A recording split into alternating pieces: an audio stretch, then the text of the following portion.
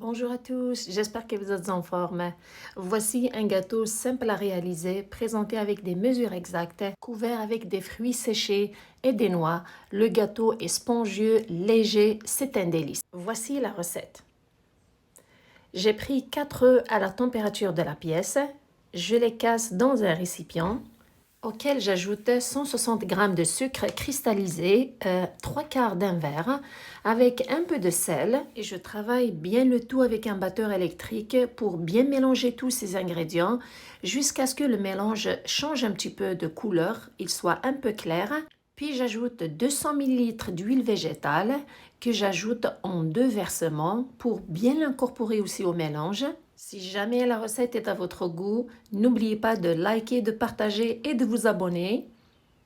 Une fois que l'huile est bien mélangée, c'est le moment d'ajouter un pot de yaourt vanille au goût de vanille, car le gâteau, je le parfume à la vanille. J'ajoute aussi une cuillère à soupe de celle-ci. Je m'assure aussi de bien mélanger le tout. Par la suite, j'arrête de travailler avec le fouet électrique et je procède à l'ajout de la farine. Ce gâteau prend environ 250 g de farine. Si vous le faites à la cuillère, c'est 14 cuillères à soupe de farine. Cependant, commencez par ajouter 10 cuillères à soupe, puis les 4 dernières cuillères, vous les ajoutez au fur et à mesure jusqu'à ce que vous ayez la consistance que je vous montre plus tard. Sans oublier d'ajouter une cuillère à soupe de levure chimique, l'équivalent de 16 g. Surtout, ajoutez une cuillère à soupe de vinaigre qui est un améliorant naturel qui, le mélanger avec la levure chimique, va faire en sorte à ce que le gâteau soit spongieux et léger, surtout aéré. Je prends mon temps surtout à bien travailler le tout pour avoir un mélange qui est homogène. Voici maintenant la texture du mélange. Il faut qu'elle soit épaisse, légèrement épaisse. En soulevant avec la spatule, voici les formes que vous obtenez.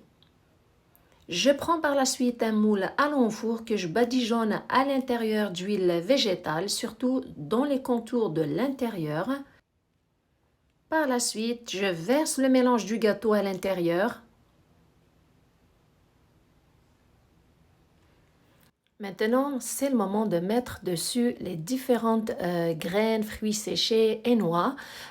Vous pouvez mettre ce que vous voulez. Personnellement, je mets du chocolat en morceaux, les pépites de chocolat, des amandes effilées, des raisins secs. Et j'ai aussi un petit peu de noix de Grenoble. J'ai les graines de citrouille et des graines de tournesol. Vous pouvez ajouter toutes sortes de noix et de fruits séchés que vous voulez. Le fait que le mélange à gâteau est légèrement épais nous permet de garder tout ce mélange de chocolat, amandes, noix et grains de citrouille et de tournesol de flotter, de rester sur la surface. Pendant ce temps, le four est préchauffé à 180 degrés Celsius, 350 degrés Fahrenheit. Je mets le gâteau au four et je le fais cuire. Après 40 minutes de cuisson, le gâteau est prêt, il est bien doré. Je le laisse se reposer pendant environ 10 minutes avant de le démouler.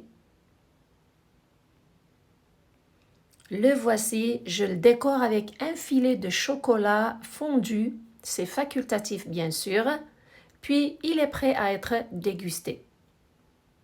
C'est un gâteau qui est léger, moelleux et aéré. Il a un très bon goût avec la touche des noix, des amandes effilées et des fruits séchés avec les graines. Ce gâteau a une touche santé. Il est surtout léger. J'espère qu'il est à votre goût. Merci de me suivre. Prenez soin de vous et à la prochaine.